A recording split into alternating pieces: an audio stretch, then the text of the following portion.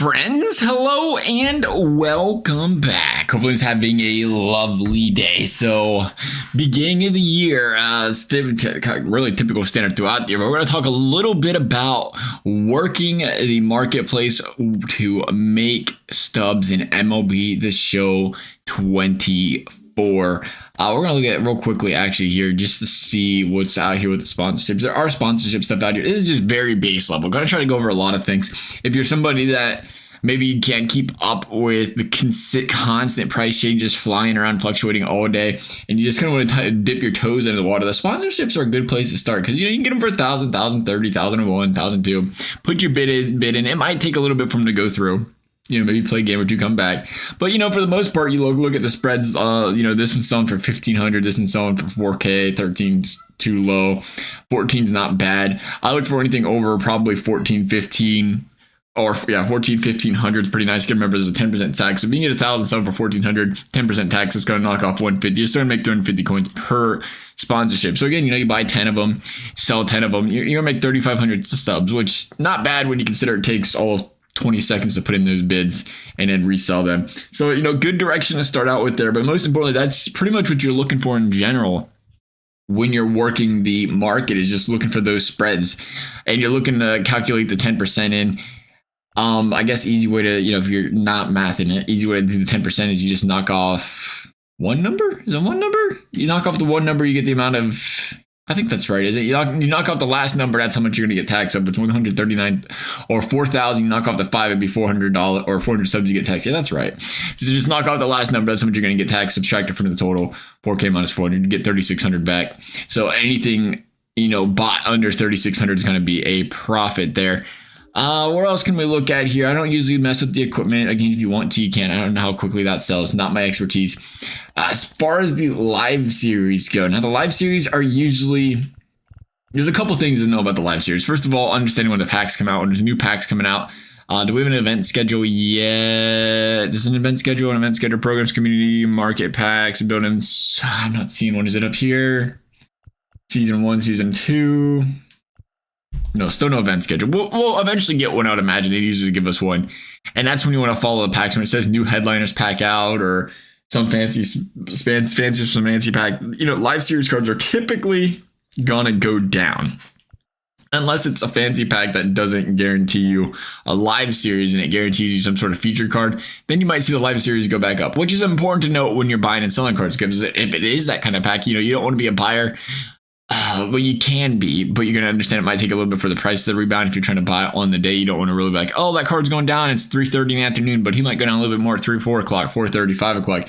Excellent time to buy and hold, by the way. If you want to buy them and wait a little bit when the packs first come out, and then maybe wait till the evening, wait till the next day to sell them. That'll get you a good flip there where you don't have to constantly look at the spreads. Just a perfect example we could say is, it's early. These prices are always going to change depending on when you watch the video. But let's say, Spencer Strider's 40K right now. If they come out with that pack, let's say they come out with the flash sale, his price probably dropped to like 25K. But if they come out with just your regular headliners pack that, increased chance of pulling a diamond or a diamond pack, you might see his price drop down to 33K, 32K. It might be quick. It might be an hour, and it might slowly trickle back up, throughout the evening to 34, 35, and so on and so forth. But if you can get it when it's nice and cheap like that, then you say, okay, let's hold it for the next day. Might not go all the way back up to 46K like it is right now, but it might give you 42, 41. And again, you buy 35, sell for 41. That's 6K minus the 4K tax. You're going to get 2K profit on that card. And again, odds are you probably get a little bit more than that. You might be able to get 43, might be able to get 44. And it's a card you can use. That's one of my favorite things and tactics to say, hey, if you get a diamond you can use for a little bit, depending on what time of the year it is and what your team looks like, that's always a good strategy as well. Understanding when that comes out. As far as the big hitters, I usually avoid the very big hitters just because Typically they can fluctuate in price in such a big way where, just like Aaron Judge right now, we did, we're being a hypocrite right now. We did buy the Aaron Judge. I'll probably pick him up again, actually. It's early in the year. It's a little different. 115K, 110K. I would assume he bounces a little bit back up as the game trickles on, but that's a long-term investment. If you're looking for a short-term flip, I usually don't mess with them. If you're looking long-term, and depending where your coin balance is, I don't have enough coins right now, I don't think, actually, to hold on to long term. But if you're swimming in the stubs, or you just like a player a lot like Aaron Judge, you look at him, 115 can't say, that's probably a good price. and maybe a week or two he goes up a little bit, and then you can sell him then, kind of thing. But as far as just looking at like 1-day flips, usually avoiding the bigger hitters. Usually preferably I like to stay probably, I would say, about 30K and below when it comes to flipping cards. That's usually where the best profit is. Fernando Tatis right now, really tight spread. You're going to actually lose coins there if you buy them for 23K, some for 24. Big tip here, a lot of people don't, if you're new to the game, sellable is the bid somebody puts one in, and in the buyable range, the owned area, whatever below owned, the buy side is what you can sell them for. You do not have to buy them for 24K. You can put in a bid.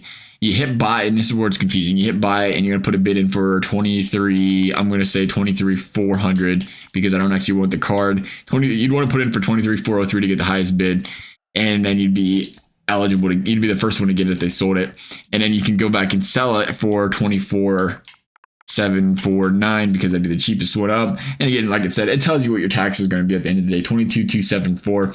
But you gotta, again, you might want to know before you buy the card. So if you need to do the math, you need to. But you lose 1,000 stubs on that. Typically, I look for, we'll see if there is any. I look for the 4K spreads. There's a 3K spread. That's not bad. Julio Rodriguez for the live series. A 3K spread's not bad as well because you're going to make a K profit. You put in the 1787, 857. What did I do? 17858, 17858. You put that bid in, and somebody went right over that, so that's not going to work at all. Actually, lovely. We'll put it in for 18. 18, get rid of that, say this, and if we were to be able to sell him, it would sell at 2892 and give you an 800 stub profit. And again, pretty quick work, pretty quick coins to make there if you were to get that bid. So typically I look for the 3K spread, and more importantly, because again, the gap's going to close. I like 3,500 better than 3K, but 3K, if you're quick with it, you got to stay constantly on the market, not go play game, come back. If you're quick with it, you can make it work. But the thing is, if you spend 18K, any moment somebody could put one up for 20K, say 500, all of a sudden you just lost 300-400 stubs in that profit, but you're still going to make a profit. It's going to be a smaller profit, but you're going to still make a profit. Some profit's better than taking a loss. As long as you're making profits off the cards, you are making progress. So that's very important there. Again, I don't mess with, it just depends, how much money you have as well. You have to start in a smaller range. There's nothing wrong with starting with golds, for example. That's why I brought the diamond sponsorships before. But even the golds, if you have to, if there's some up for, right now, not a big spread. But if you can get one for, 1,100, some for 1,400, that's a good thing to do. In general, though, if you are you want to sit there and grind, live series is where it's at. That's where you're going to get them to sell the fastest. That's where you're going to be able to buy them the fastest, because that's what's constantly being pulled in packs, opposed to, like a standouts player. It's going to be a lot harder to come by it, which, a little bit better for spread, but you're going to take a little bit longer to get that bought and sold. It ain't a bad option, though. Again, 4K spread on that Bryce Harper or Anthony Rendon. Don't be afraid to, try to put that bid in. You just have to be, again, very, very consistent with cards like this, because they do fluctuate. I feel like they chunk fluctuate a lot more, because there's a bit more risk there, but there's a lot more reward as well. So be very mindful of that, where, hey, you buy that Rendon, you probably should not go into a game and then, all right, we'll list it after the game, put it up as soon as you get the chance, try to sell that bad boy as soon as you get the chance. And you'll learn that as you play the game more and learn the game more. I would just say real quick, if you are very, very, very low on the coins and you just can't even do this stuff, don't be afraid to go with the bronze. If that's what you got to do to build the coin balance up early. There's plenty of bronzes where 25 to 80. You're tripling your coins, slowly ticking it up, but you got to slowly tick it up to get somewhere, to build the coin balance up. There's plenty of options out there where you can buy 25, sell them for about 175 coins a pop. You buy 10 of them, 7,500 coins, 750 coins. Take a little bit longer. It's a slow grind, but it's the beginning grind. It's all about building the coin balance to be as big as possible, because again, the bigger it is, the more of a profit you can make on these cards, because you got to have the coins to make the coins, and you can put a bigger investment into all more expensive players. So nonetheless, as always, if you all found this video helpful, I appreciate you liking, subscribing. You never have to. Thank you all for watching. We'll see you next time.